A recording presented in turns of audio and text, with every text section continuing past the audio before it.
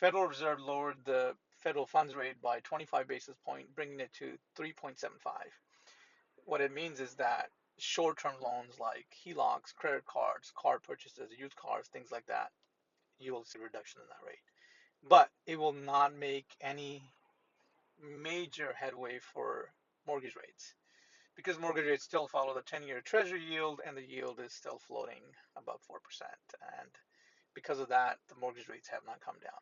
The Fed is still data dependent. They're still waiting on data, which is going to be released next week.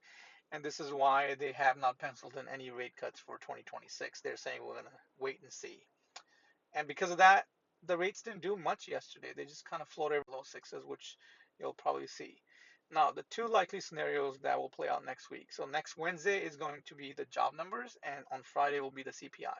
Now, if the job numbers show that we have an, let's say, exceptional downturn in the job market, where a million or more people are being laid off, like really bad news.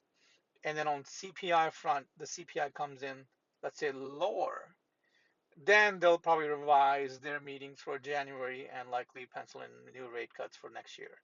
Now, and the stock market will probably jump up, right? Really. But on the other scenario is that if the CPI is hotter and the job market is, let's say, worse, they likely won't cut any rates, not for the first quarter at least. And they'll still, play the game of let's see what the data looks like. And that would mean the stock market will tank short term.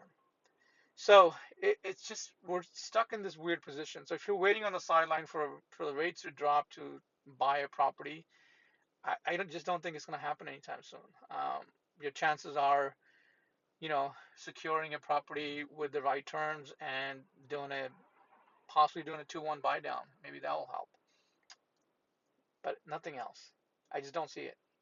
I don't know. What do you guys think?